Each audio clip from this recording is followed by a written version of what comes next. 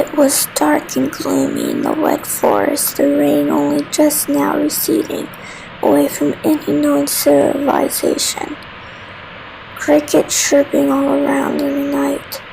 Couldn't be seen, wouldn't be seen, so when he heard the clear growls of another fauna, it terrified him. What would happen if they knew? What would happen if they found him? What if they already knew or they found out? What if he's the last, maybe in another light, a new beginning? His mind raced with questions at the prospect, his huge brown wings fluttering in fear behind him as he searched the dark, drenched forest around him. Shadows seemingly eating away at his silhouette. Then he saw it, a soft glow of red, of curious eyes from below a log tree covered in soft moss, looking up at him with those curious yet armed eyes. There was one, no, 3 tails that swished behind them, hitting the log with quiet thumps, their heads tilted as they watched. Another fauna, but just like him, they were different. They were in hiding, away from civilization, away from the harm in the fauna. "You're like me, aren't you?" he says in curiosity, crouching down in the mud, his voice silky sweet. The fauna sits up on their knees from their crawling position, their eyes narrowing as they look him up and down, his wet hair framing his face. "Yeah, you are?" They spoke slowly, predictably but skeptically. You were one of the weaker of them, but no doubt strong, if uncontrollably so. I'd rather not give you my real name in case we are found. You can call me Wings. Wings replies with a smile, his tail swishing in excitement for a new friend, someone who was like him. "How about you?" he asked back curiously. "You can call me Furpaw," they reply, sweeping their hair out of their face. The two of them stood up and it became obvious they were quite tall, just a little taller than Wings. Their hair was swept back, pitch black with bluish white skin and beautiful red eyes. His 3 tails sat in the dirt, seemingly not caring if they got dirty or wet, dumping quietly on the floor.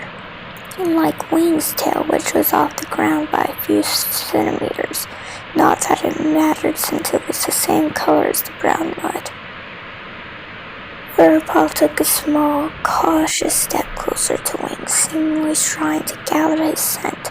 They move away suddenly, shaking their head, their nose crunched up as they look up at Wings.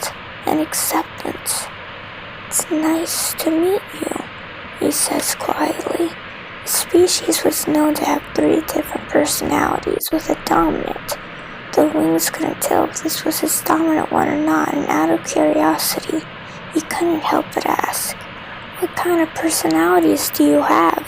"You don't have to answer if you don't want to," Wings asked respectfully, giving a small, comforting smile, his wings wrapping around himself in the cold breeze that sweeps by. "I'd rather not share. If we stick together, you'll find out eventually," they reply, looking down to the side almost in sorrow. Wings shakes his head. "No need to feel bad, it's your own choice to share or not," he assures gently, walking over and ruffling his hair, making him smile. The world was cruel to their kind, being strong, being different, being them. Living in fear was their main life, and disguise their best friend, when they were in public at least. Every day was a challenge for them, any place in the forest, whether small or big town, could be found.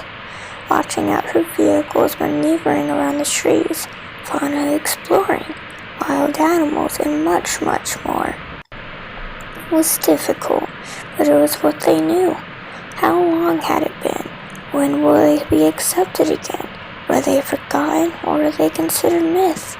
Wings didn't know the answers, only knew survival. It had only been a week when the 2 of them had to go into a nearby village to gather food, heading to the store area of a nearby village. The forest was beautiful that day, birds singing and leaves falling as fall came closer, the atmosphere turning a reddish hue, moving away from the yellow that blanketed them currently. Before they could enter their store, that disguised as a masterpiece, they bump into a fauna, a witch hat falling off their bright pink hair. It was only a glimpse, a small one, but it was clear they were one of them. He quickly put the hat on, looking down at them at fear. "Oh no," the one with pink hair whispered, his voice quiet. It was clear the two of them were the only ones you saw, or the others would be freaking out. Hey, don't run off," Wings freaked as he started to back off. "We are one and the same, we're in hiding, just like you," he assured Furpaw, nodding in agreement. The guide looks at them curiously. He was masculine, much like Wings and Furpaw, though in a lean way. Wings was more built, while Furpaw was thinner. "You can call me Wings. This is Furpaw," he introduced. "We go by fake names, obviously." "You can call me Pink then." Pink sighs, looking down at them from his tall height. "Do you lovely fauna have a place to stay?" he questions, leaning forward with a smirk, his fear completely gone. Wings shakes his head with a sigh. "We do not. Life has treated us unfairly till this point," he answered sorrowfully. "We've been there and here," Furpaw shrugged.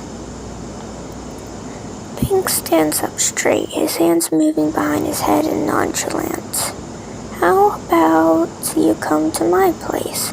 There's someone there waiting for me, and I think you'd like to see more of our kind," he invites happily. "It's not far from here."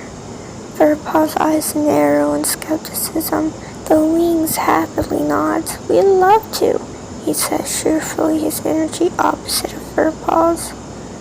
After getting their food, the three of them head out to the village, towards an unknown destination as they follow Pink. As they walk, they spot two animals playing in the forest, clearly younglings.